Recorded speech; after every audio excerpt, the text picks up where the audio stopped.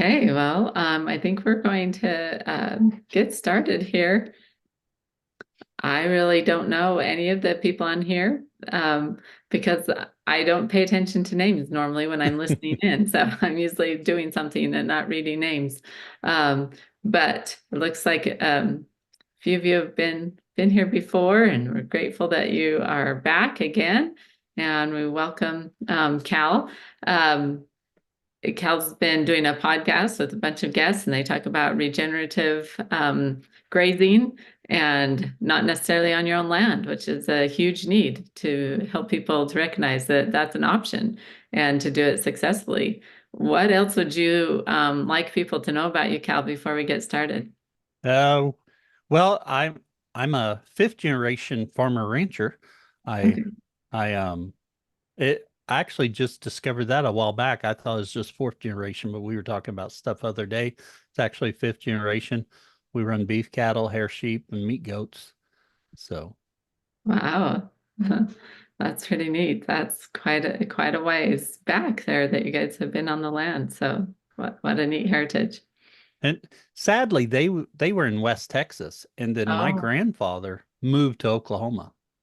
okay. So Did he leave for a specific reason or I don't really know why he left for okay. sure. Yeah. Um, I think he always worked off the farm and Mm. just did a few cows, just a little bit. And I think he was just looking for better employment because he Oh, was okay. out, they were in the northeast corner of the panhandle of Texas, which um, there's not a whole lot out there. Yeah. So I, Yeah. I think that was the main thing. And his parents ended up moving right after him, or vice versa. And I don't really understand why they all decided to move at that time. Huh.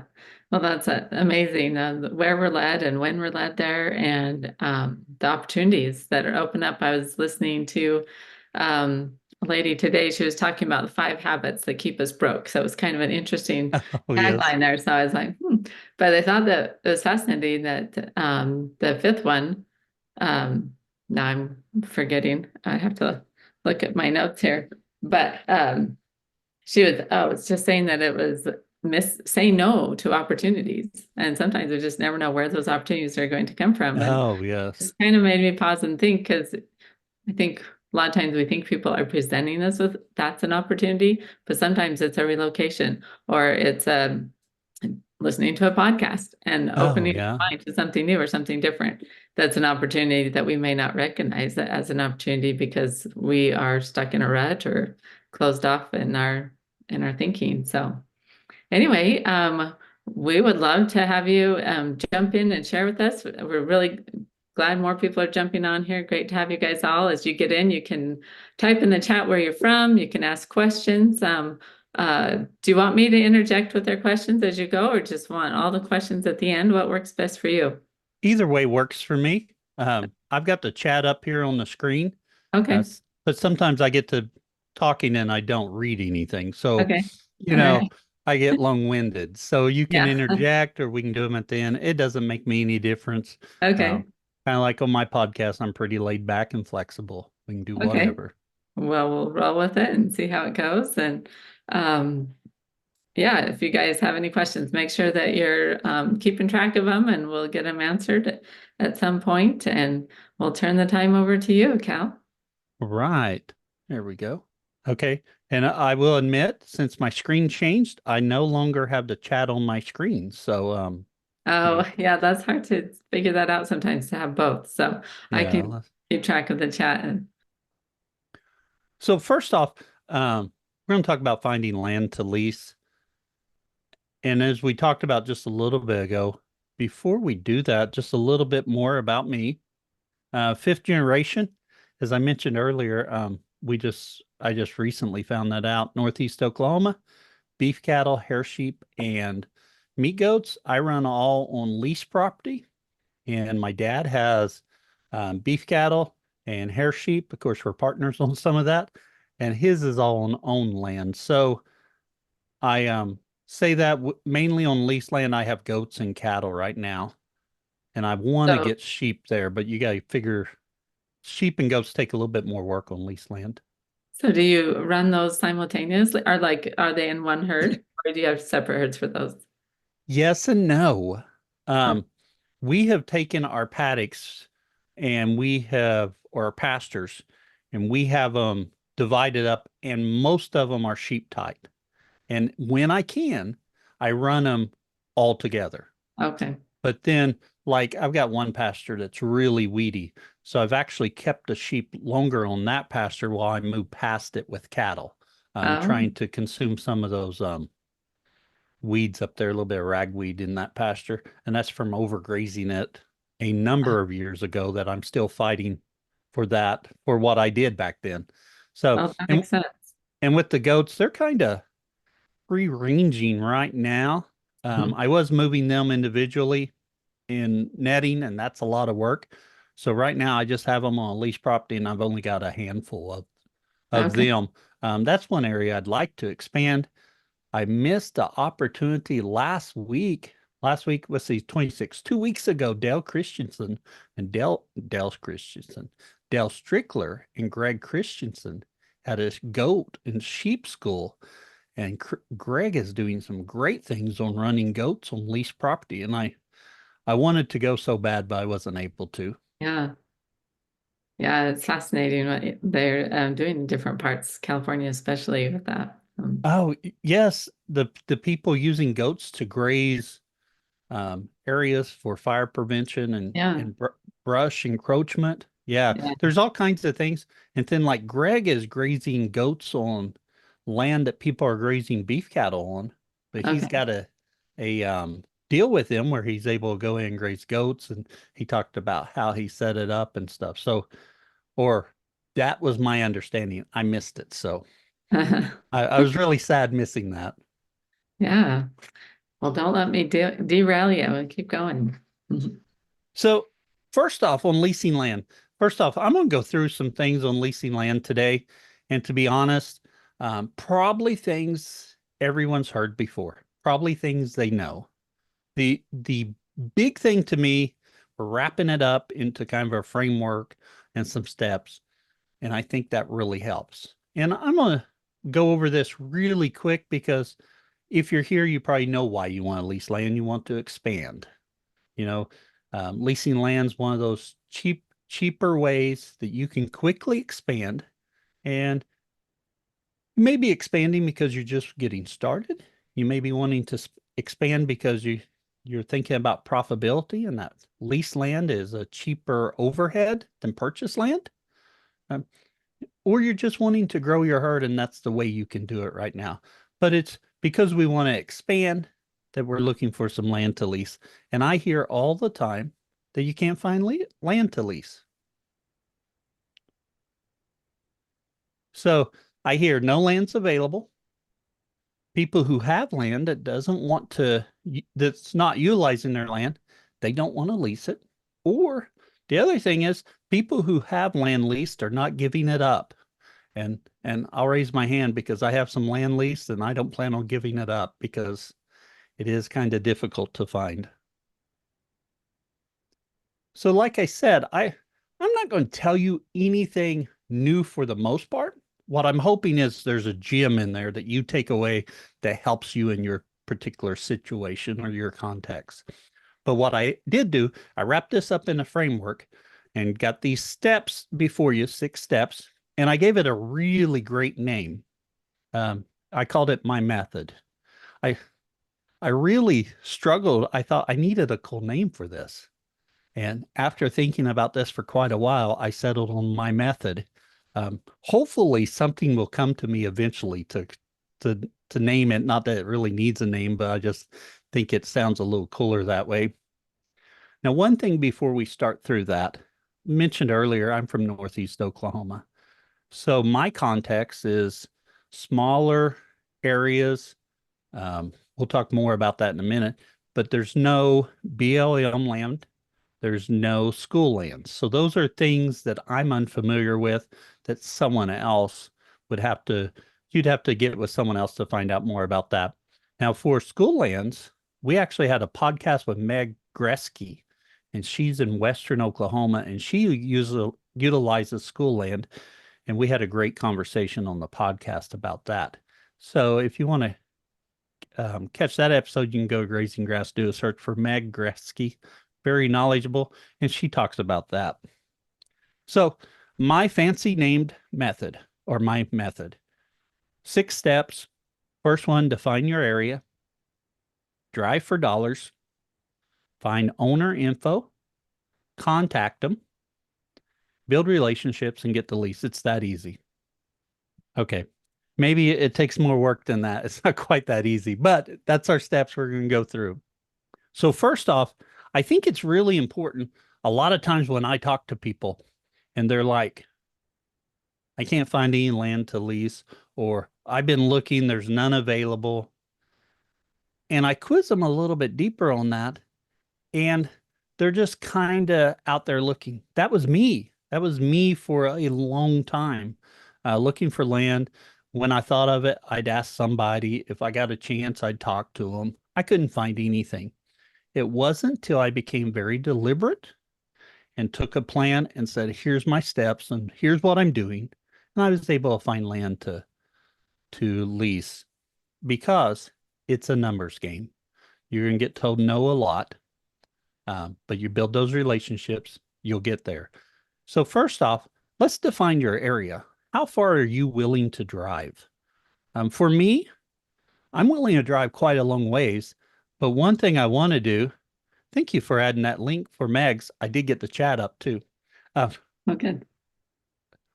One thing for me, when I think about how far I'm willing to drive, I'm willing to drive a fair distance now. I'm doing the podcast and the farm, so I'm home. I have more time. When I was working off the farm, I needed it to be relatively close. Now, I encourage you, as you think about your area and where you're willing to drive, really limit that, because let's search the close areas first, and then we'll move on to further away. So a good number that I suggest, let's go 5 miles. And when I say 5 miles, I know those in Western US is thinking, that's not far enough. You're going to have to adjust it for your context. In my area, we're looking at lots of parcels of land, 40 acres to a few hundred acres. There's 20 acres pieces too. Now, if I get south of my house, probably 10 miles, I'm going to have to reduce that down. Maybe not my mileage, but I'm going to reduce down those parcels, because it's going to be from 10 acres to 80, 160, but those are going to be more rare because it's much more populated as you get closer to Tulsa. So I start with 5 miles, and I don't think about a radius because drawing a circle is too difficult. I just go 5 miles north, 5 miles south, 5 miles west, 5 miles east. And that gives me a 10 square miles, 10 miles by 10 miles, nice square that I can go through and really dive in and search that area. And one thing when I think about that, beyond that area, do I have another base? Do I have land already leased somewhere? That may be a starting point for another 5 miles. Or do you go somewhere frequently? When I worked, I commuted to Veneta.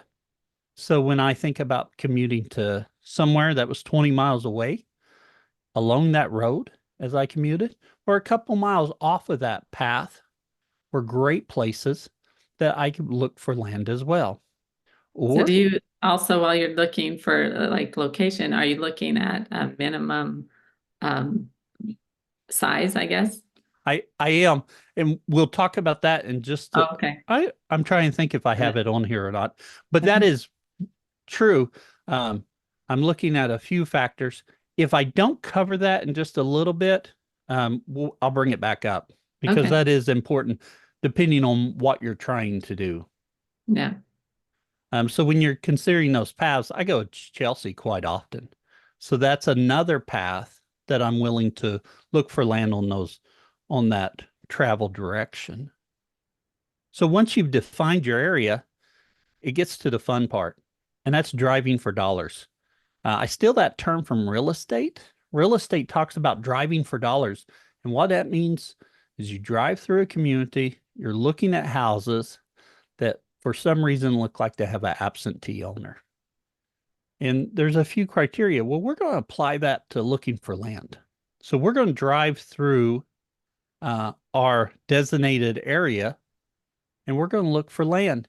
And this driving for dollars, we're looking for land that's not grazed. We're looking for land that's not fenced. Now, granted, I'm in an area where there's not any farming happening. So uh, a non-fenced pasture means it's not getting used. If you go somewhere where they're farming, that's not totally true. In fact, those um, fields without fences can be very expensive, and you probably just want to avoid those. The other one, um, is it only being baled for hay? There, there's a lot of things that go in there, but those are the main things. However, the most important one I want to look for is deferred maintenance. And when I talk about deferred maintenance, I mean the fences are not where they'll hold animals. There's fences there, but they won't hold animals. Or there's hay that's not being hauled off the field. And in some cases, you may even find hay that's a year old out there in the pasture. In fact, I talked to a gentleman just the other day. He's got his hay setting out there from last year. So I'm trying to build that relationship there. Broached. I combined brush encroachment. So I just make my own words. Brush encroachment, you see that happening on pastures. You can be pretty sure it's not getting used. Now, what I find in my area with land with a lot of brush encroachment, it's either they're not using it or they're letting it grow up for hunting purposes. So those are something, but that deferred maintenance is really the big thing you're looking for me. But the others are important as well. Once you've identified land, so however you do that to identify the land, I have a workbook on the website that you can do, that you can draw your map out and put a spot so you know where that land is.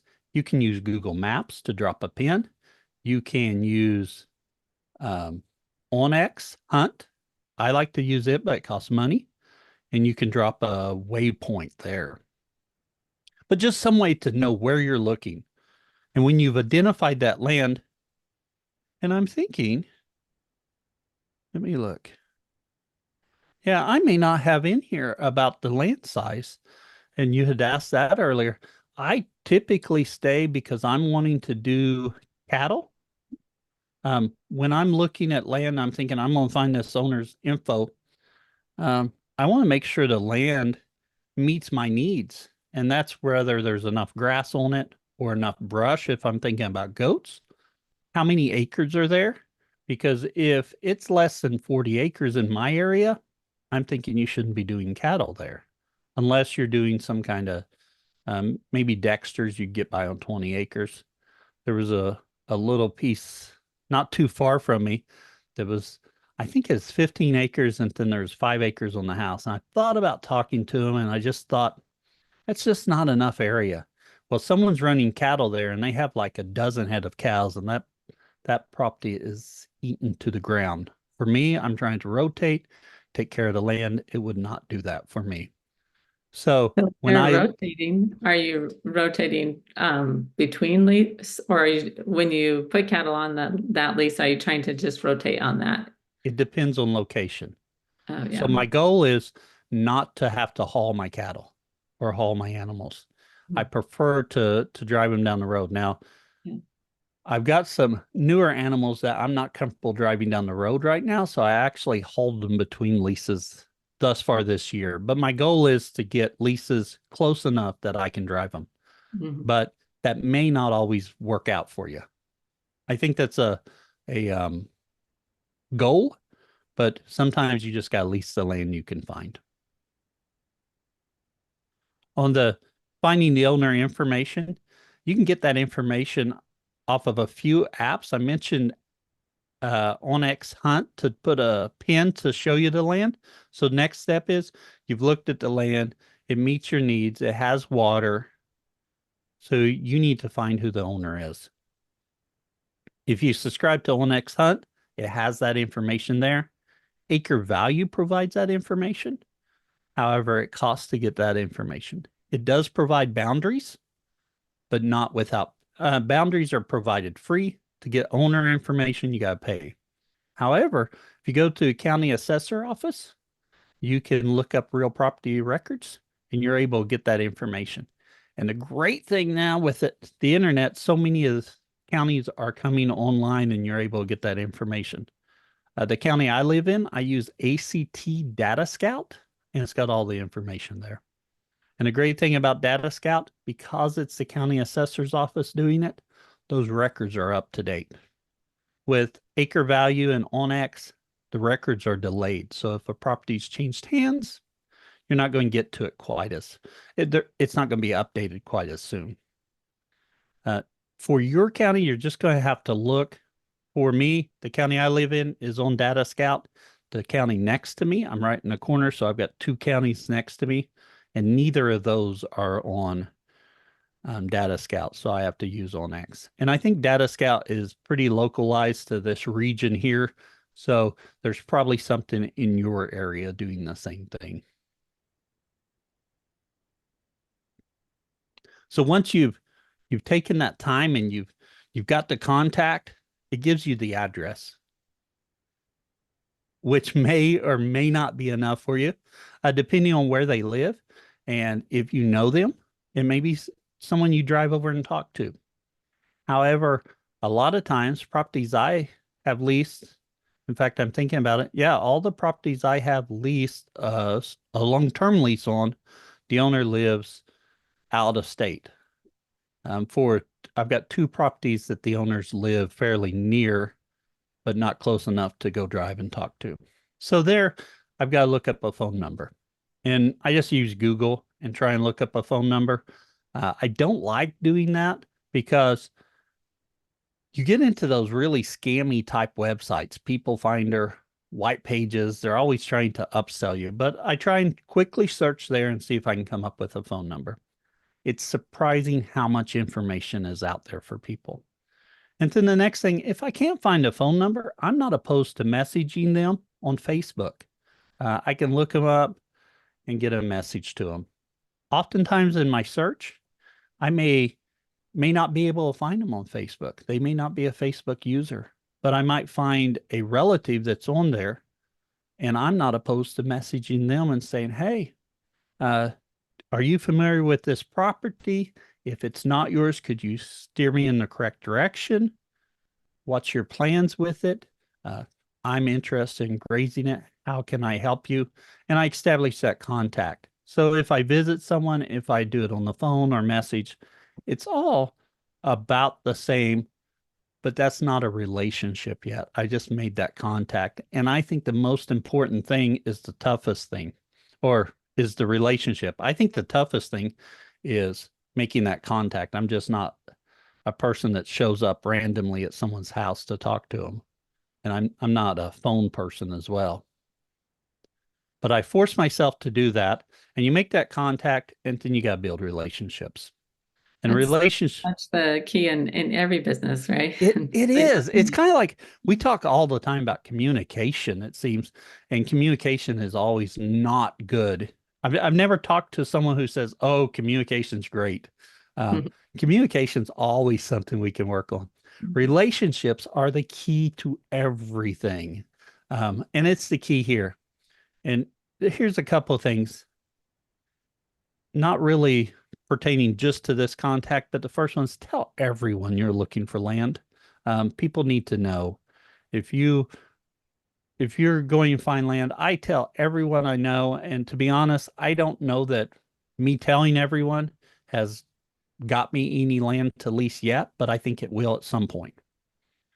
The Yeah, next one, who always seems to have come across these great opportunities and these great deals, and people are right. like, how does he do that? And it's like he literally talks to everyone about what he's doing. Yes. Yeah. And we were talking about that opportunity earlier. Yeah. Yeah. You've got to set yourself up. Luck doesn't happen just because you were lucky. That's the preparation and making these connections. That's when you get lucky. The second one, talk to the owner. There's property right against my dad that I've looked at for years. They haven't, I don't know that they ran cattle on it for the last 20 years. They do now, but I wanted to lease that so bad or buy it. I'm open to either one on it. And there was some people up there working that was family, and I talked to them. It didn't go anywhere, or I find out later it didn't get back to the person I needed it to get to. And about weeks later, the land was sold and Yeah. cattle on it. And I was like, oh, that was my once in a lifetime opportunity to buy that property. And and that's just really the point. You got to talk to the person that makes the decision about the land. If you talk to his cousin or his son, I talked to a son of an owner. He says no. Of course, the owners told me no, and then the owner eventually let me lease it. But that was that relationship piece. Hmm. And then something that I like to do, how can I help you? How can I help you? So there's land not too far from me. The people live over an hour away. And I tell her I in fact I've got to text her and just to keep in touch with them. But if there's any kind of problem on the land, I check in every once in a while with her. I just keep an eye on the land. And that's one thing I tell people. I'm out here closer. If you're far away, I'll let you know if something happens around it. And I'm just trying to help them. But also in the long term, I'd love to lease the land. I'm building that relationship by providing some value to them. And so do you find that that's something that you lead with, like saying what are you wanting to see happen with this land or I love to ask them that. yeah. What's your plans with your land? Mhm. What are you planning to do? And then I don't have enough courage to just stop there. I always say, well, I would be interested in grazing it possibly. Um, but then as I talk, like I talked to this gentleman the other day, and he's like, he'll let his grandkids decide. And I end up staying over there an hour talking to him. When I go somewhere, I prefer to take my wife because it softens my image, not just some guy coming up there. But but my wife doesn't want to stay for an hour and talk to someone about whatever. So it's a balancing act. So I was over there. We talked cattle. It was a great conversation. Older gentleman, but he's not interested in leasing his land at this time. But I left there and I thought, oh, actually, I'm going to go over there again to work on that relationship. But it's just a few miles down my road from me. And he's got hay all out there. And while I don't necessarily want to go move hay for him, I'm going to offer that I could help him if he needs some help doing it to build that relationship. The land near me that the lady lives in Tulsa, occasionally I brush hog it. I'm doing some front loading there on that, helping her, and it may not, well, it's already panned out. I get to graze it without a lease, free of charge. Wow. Um, but I can only graze it for like 6 weeks a year.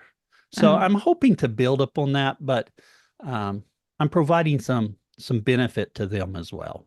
So I think figuring out, maybe you don't say, how can I help? Maybe you've got to look and figure out, how could I help them? And mhm. then you provide that help. Yeah, And then absolutely. and then when you get that relationship built, get that lease. And I'm not going to spend much time right here. Get that lease. We didn't really talk about, I'm looking at time. We didn't talk about ways to structure your lease. Um, there's a lease from No Risk Ranching from Greg Judy. I use a modified one, but I really encourage you to talk to a lawyer and make sure you get all your ducks in a row. As I mentioned earlier about the gentleman who didn't lease me his land, and then he leased me his land, and I grazed it for a little while. I'm not grazing it right now, but I'm still baling hay on him. But he does not like having a contract. He wants to do a handshake one. That's all good. It's limited, but you got to be aware of your risks there. Yeah. And lastly, I ran through that really quickly. Um, but I do have an offer for the listeners. We are starting a leasing land challenge. It's 30 days of emails to walk you through the process, because I think one of the most important things about this is accountability. Can you do those steps? Yes. Could I do them? Yeah. But I didn't do them for a long time. And I think that accountability, having someone go through it with you. So we have this leasing land challenge. It's 30 days of emails to walk you through the process, gives you a little bit more information. We have a workbook as well. If you're listening today and you want to sign up at grazinggrass.com/agsteward, it's free of charge for you. Um, it'll be free of charge through the end of the month. So make sure you sign up soon. There's our website, grazinggrass.com, and my email, gal@grazinggrass.com. I love hearing from people. I love getting feedback. I love to talk cattle, ag, regenerative ag, grazing, all that. Obviously, I talk too much. I have a podcast. So tell us a little bit about your podcast that So pretty much we available anywhere and how it often. should it should be available. Sorry, I get so excited jumping in there. It should be available anywhere someone wants to listen to a podcast. If if someone tries and it's not there, I'd love to know where it's not Yeah. at because I've tried to have it everywhere. It comes out every Wednesday, and every Wednesday episode features a regenerative rancher farmer that's doing grass-based livestock production. So we talk, so the structure of the podcast, we talk about their journey. Why are they doing regenerative ag? What regenerative grazing? Um, did they always want to get into it? Is it something new? Did health scare? And that's a lot of people cause them to look into this more. What caused them to get here? And then we talk about their operation and what they're doing. And we have the overgrazing section, which Jim Garish tells me I ought to rename, but it's kind of there now. So we're going to stick with it. And that's where we take a little bit deeper dive into some practice they're doing.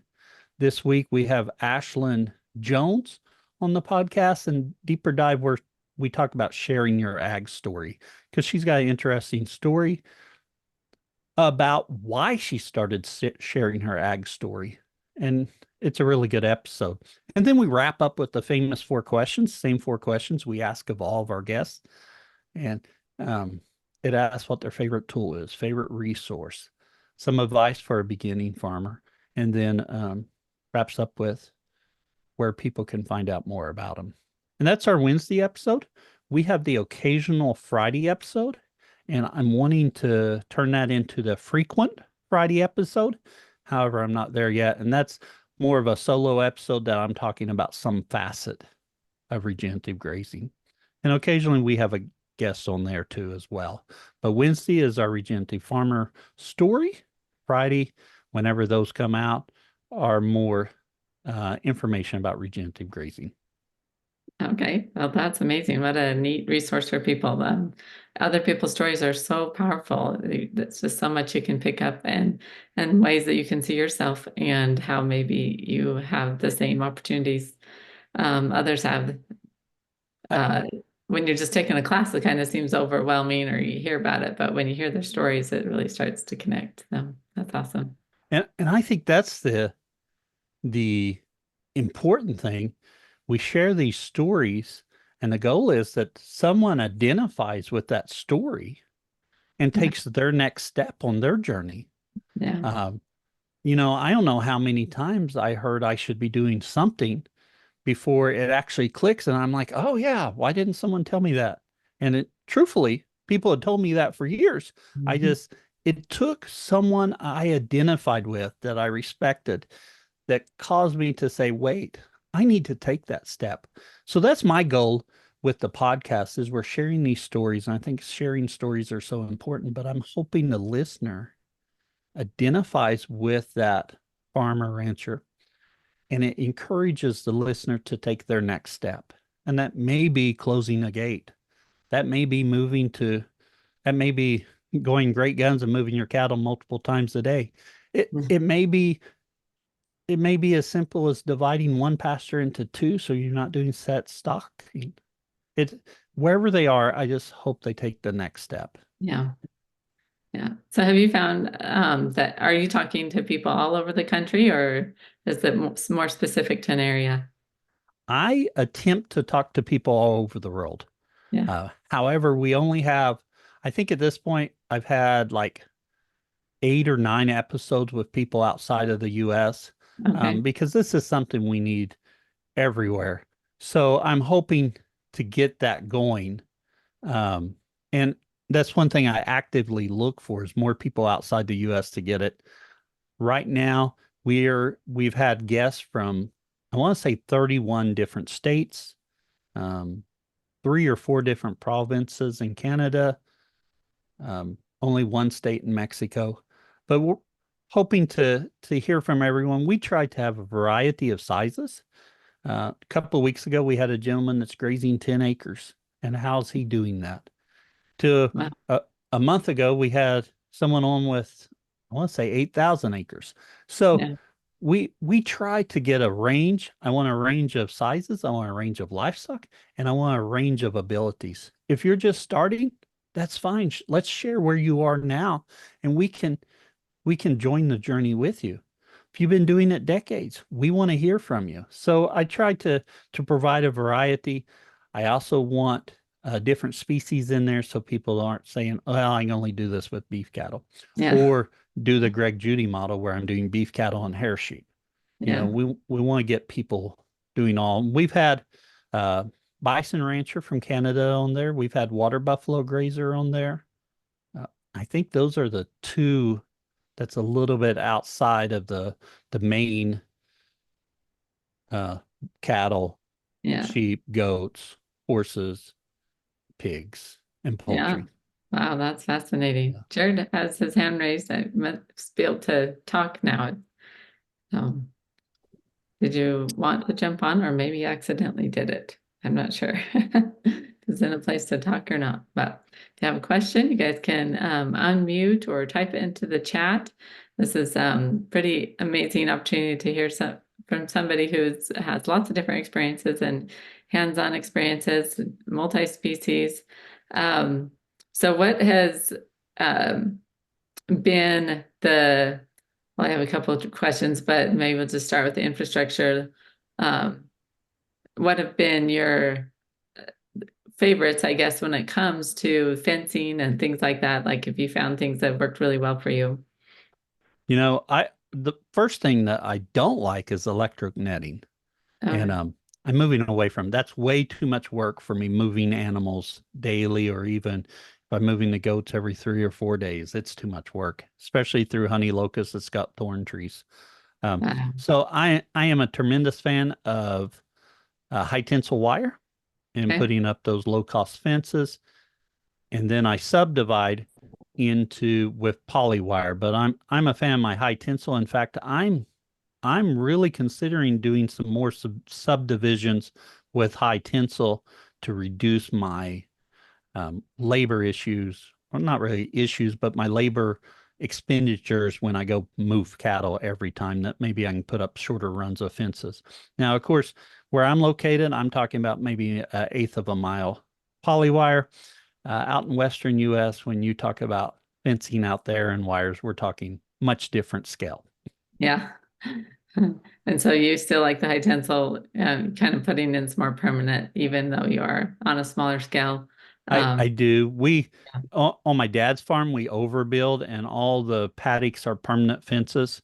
mhm. It's really, in some ways it's nice, but in other ways it's unyieldy because then I can't really change divisions up very much. Yeah, that's what I So, was wondering, like how you get at that point where you're kind of like, "Oh, I'd really like to move the fence line." right. And for dad's place, we're really stuck into where we move them. And Mhm. he's very much about the permanent fences we're putting in. On lease land, I'm thinking right now over winter, my goal is to move from these bigger, I've got feeder lines of high tensile and I just feed off of it, moving towards like 10-acre paddocks that I cut down as needed. And Yeah, I won't get that done overnight, but as I yeah, work towards that, yeah, it is lease land, so I try and keep my infrastructure very minimal yeah. there. Right. Well, Keaton has his hand raised. Did you want to ask a question, Keaton? Keaton's our son, Um, our third yeah. son. Oh, welcome, Keaton. So I guess if we aren't living where currently where we want to end up, would that area that you start looking for land to lease be where you want to end up or where you are currently?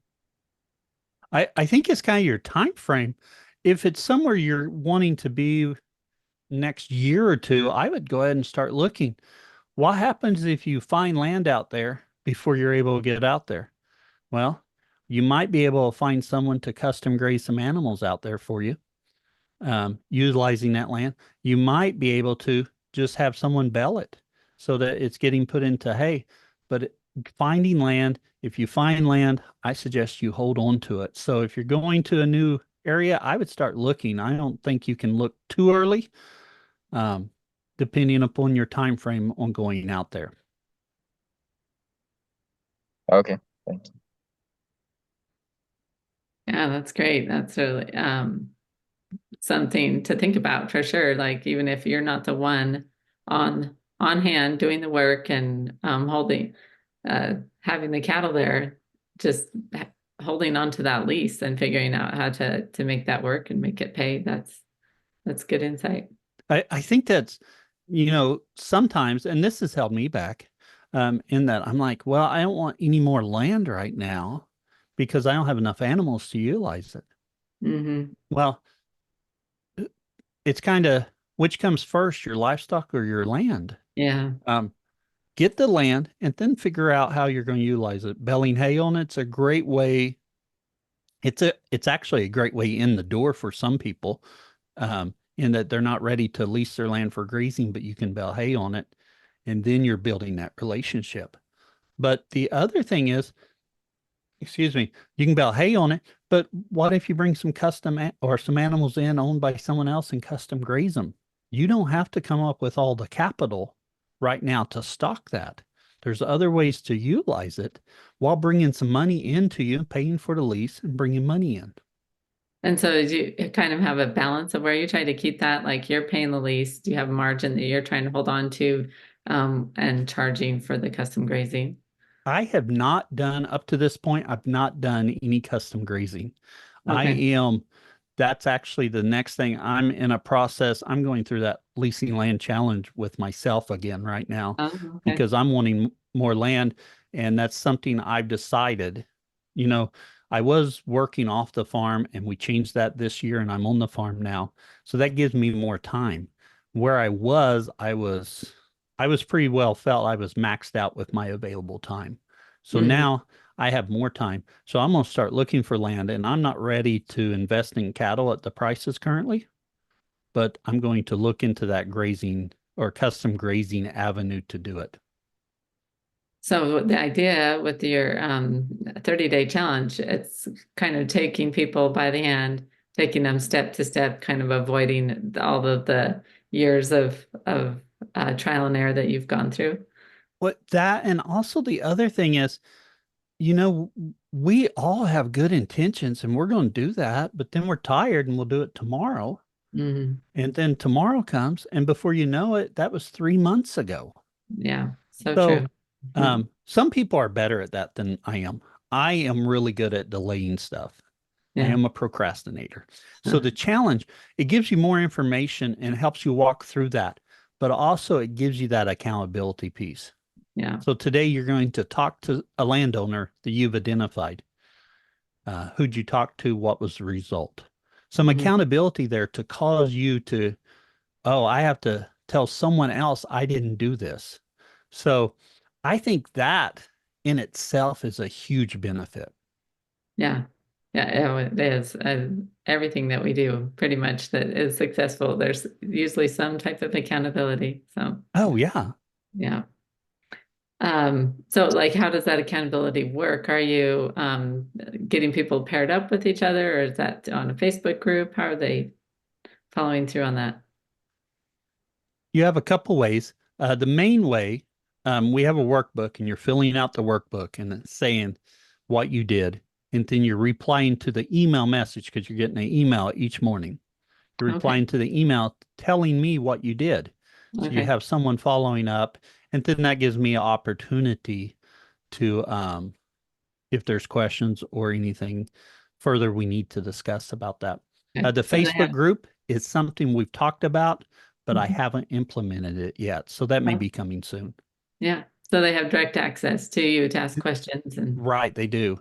okay. And I'm not going to pretend I know everything. In Yeah. fact, My wife will be the first to tell you I don't. Mm. Actually, my wife is wonderful, so I can't pick on her. She is I definitely kicked out of my league there. But I don't know everything. So, but two minds are better than one. You get a group there, it's even better. So the knowledge I have, I want other people to benefit from it, but I don't know everything, but I know other people and we'll try and figure it out.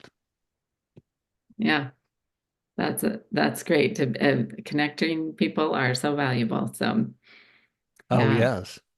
So have you there are different areas of the country. Have you talked to just different podcasters of species that kind of work and don't work in certain areas of the country, or is it just really variable depending on the context?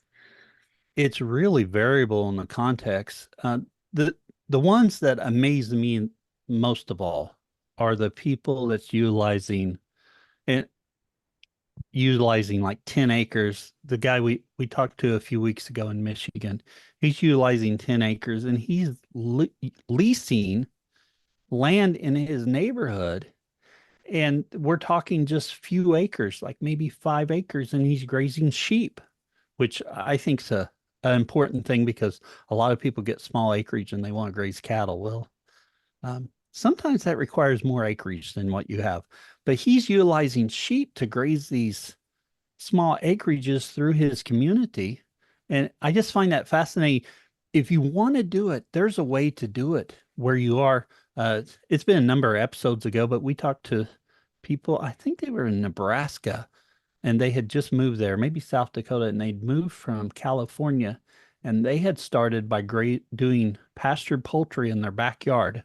Huh. And they also had 2 sheep. So it amazes me, these people who take what they have and utilize it in some way. I wish I could say I was that good. I spent too long in neutral, um, but we all have our own struggles. Yeah, and then other people get to learn from that struggle that you went through. They can Oh skip yeah, some of that. So on the when you talk about the different species, is there different classes that work better? Like, are most of them doing a breeding operation, or are they doing more of something more liquid like the market or? it really just depends on what people are interested in and what they're wanting to go into. I think a fair number of people that I talk to are doing grass finished Mhm. and selling grass finished beef direct to the consumer. In those cases, they're looking at a lot of bringing in those steers. I think when you start figuring money, it's easier to bring them in than to kev out your cows and wait two Right. Yeah. years to get a grass Definitely. finished animal. Yeah, Um, definitely and, found and that. and those people who really excel at that end of the road where they're selling to consumers, a lot of times they're just getting those feeder animals, whatever species those may be, because that's what they're good at. For me, I may like to talk, but I'm not a great salesman. So, Yeah. and I don't necessarily believe you have to be a great salesman, but I get told I'm too honest, and I'd rather be told I'm too honest than anything else. So, um, I don't find myself being great at marketing animals direct to consumers. So for me, we have all cow calf, we raise lambs, we raise goats or kids. Um, Okay. that's where we are. We tried stockers a few years ago a little bit, just outside our wheelhouse a little bit. So you have to figure out what's your unfair advantage because we all have advantages. So what is it? And lean into it once you've identified it. And so, your unfair advantage, how does that fit with the breeding operation? I love genetics. I can spend way too long talking genetics. And and I say that I love breeds of animals. I don't necessarily love all the EPDs and stuff. I grew up on a dairy, so we looked at that data all the time. And and while I love that data, I think sometimes it's easy to forget the whole picture when we're looking at a number. So I try to Mhm. keep that in mind, but Yeah. I I just find that part fascinating, and I think that holds me back a little bit, to be honest, because I think I can make more profit in another class, but I just love the genetics portion of it, the different Yeah, breeds we bring in. We've played with a number of breeds on our cattle, trying to get the right cow herd in place for our environment. nice. So you're saying you're seeing your unfair advantage is like what you're really passionate and interested in as far as class. Right. Yeah. Yeah, that's awesome. Um, Jared, were you wanting to say something again? Yeah, hopefully you can hear me now. Thanks, Cal. Yeah. Thank you, Selena, for facilitating this. We appreciate that. So, question for you, Cal. What scale does a person need to be at to be able to replace their job and to be able to make this a full-time enterprise, something that they can support a That, family with?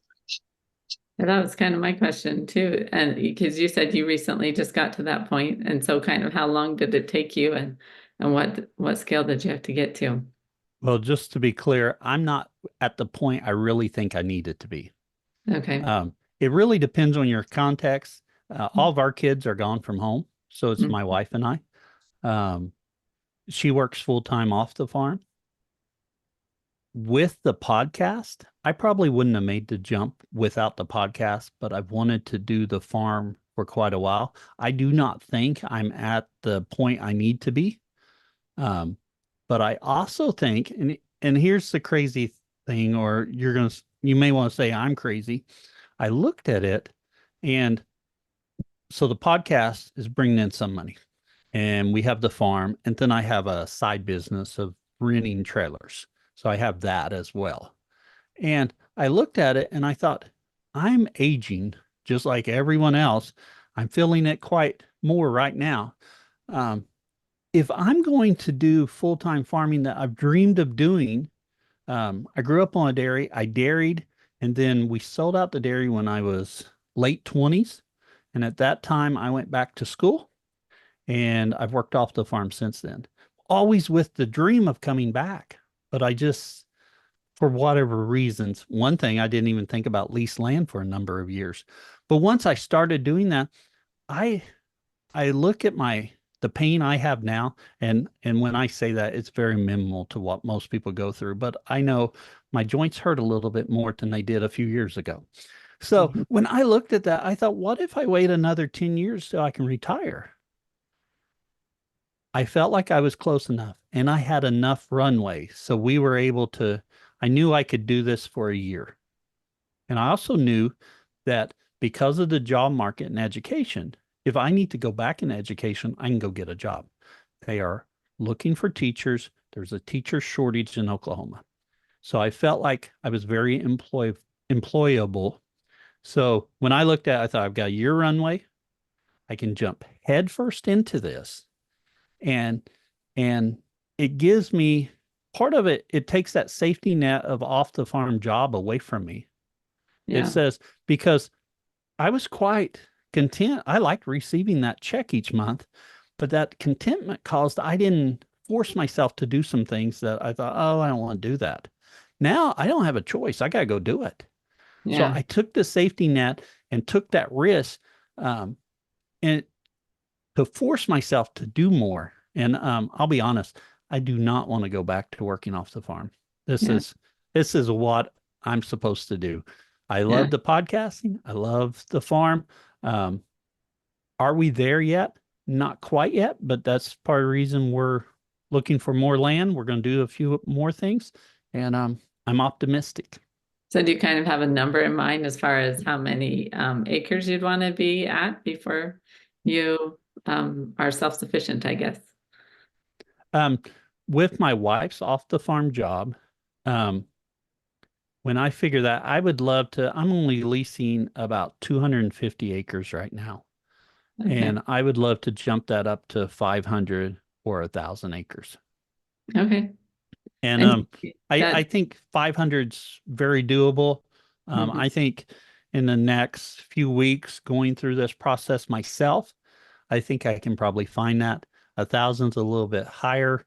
We had a couple big properties next to us that I really thought I was going to be able to get Lease, and wasn't able to. So that Okay. was kind of disappointing. That would have put me over the number immediately. Yeah, yeah. Well, I hope that goes well, and it's been great having you on. I think this is really insightful for many people.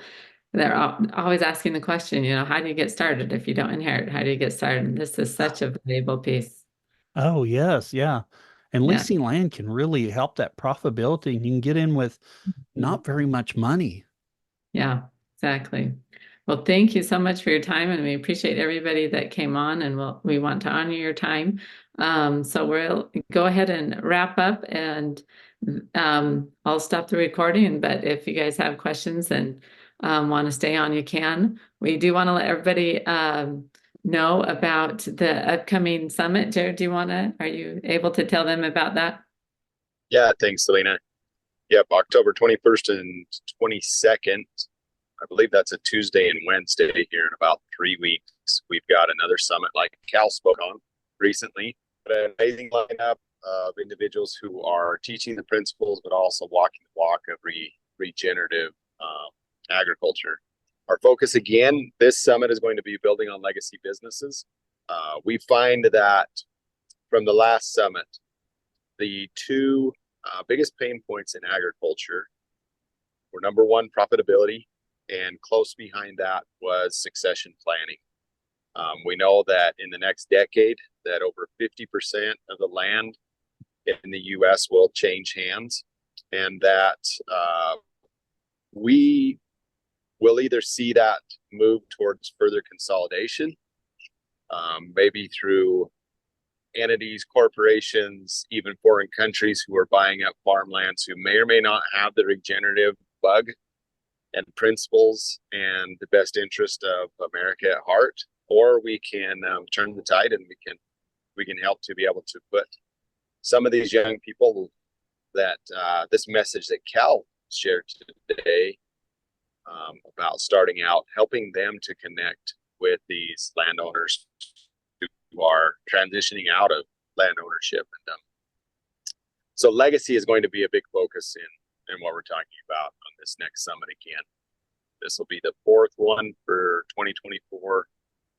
We encourage you to set those on your calendar. Join us if you're able to. There will be recordings available, but was jump on who set aside the time for those 2 days to get the most out of it. Come with your questions, with your opportunities in mind, and I promise you that you will walk away with the information that you need to be more successful in whatever your venture is, whether you're just starting out or you're well down the path. So again, that's October 21st and 22nd. Maybe double check the dates on that, Selena, but it is a Tuesday and Wednesday. And so the landing page is going out here probably within the next week. If you'll check out what we do here at Ag Steward and subscribe to any of the podcasts that we do, things that way you'll get the information emailed out to you. So with that, we appreciate you guys being on here. Thanks, Christina. Thank you guys for joining us. We look forward to seeing you on a future podcast, future event. Yes. Okay. Well, thank you, everybody. I'll see if I can figure out how to stop the recording. I know I've done it before, but Well, thank you all. thank you, Cal. We really appreciate it. It's been great to hear your story.